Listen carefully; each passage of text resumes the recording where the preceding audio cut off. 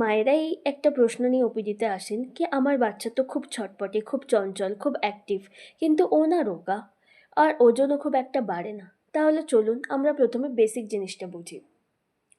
প্রথম 1 বছরে কিন্তু বাচ্চার ওজন অনেকটাই বৃদ্ধি পায়। জন্মের যা ওজন তার থেকে 3 গুণ অবধি বেড়ে যায়। কিন্তু তারপরে বাচ্চার ওজন কিন্তু খুব একটা বাড়ে না। তার কারণ প্রথমত এই সময় বাচ্চা খেলতে শেখে, দৌড়াতে শেখে, তার ক্যালোরি অনেক বেশি বার্ন হয়। দ্বিতীয়ত, এই সময় বাচ্চার পেটও অনেক ছোট থাকে, তো বাচ্চা খুব একটা বেশি খেতে পারে না। তৃতীয়ত, এই সময়ে বাচ্চারা খুব বেশি ছোট ছোট খাবার খেতে থাকে বারবার করে, তার জন্য তার বেশি খিদেও পায় না।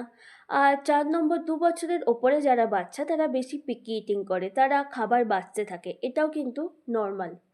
আপনারা কি করতে পারেন এই সময়? 3টে বড় মিলের জায়গায় তাকে 5টা ছোট ছোট মিল দিন। দ্বিতীয়ত, নিউট্রিয়েন্ট ডেন্স ফুড দিন, যেমন কলা, ডাল, পনির, মাছ, মাংস।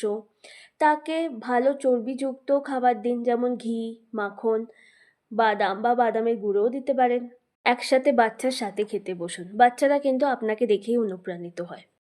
আপনি বাচ্চার ওজন নিয়ে চিন্তিত তখনই হবেন যখন দেখবেন কি 6 মাসের বেশিও হয়ে গেছে কিন্তু বাচ্চার ওজন একদমই বাড়ছে না। দ্বিতীয়ত, যদি বারবার বাচ্চা নিস্তেজ হয়ে পড়ে, অসুস্থতায় ভোগে বা ডায়রিয়া বা বমি করতে থাকে।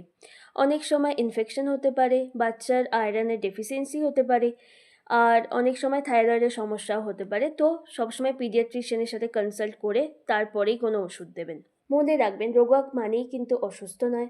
যদি আপনার বাচ্চা চঞ্চল, হাসি খুশি এবং স্বাভাবিকভাবে বড় হচ্ছে, তবে সেটাই কিন্তু সুস্থতার লক্ষণ।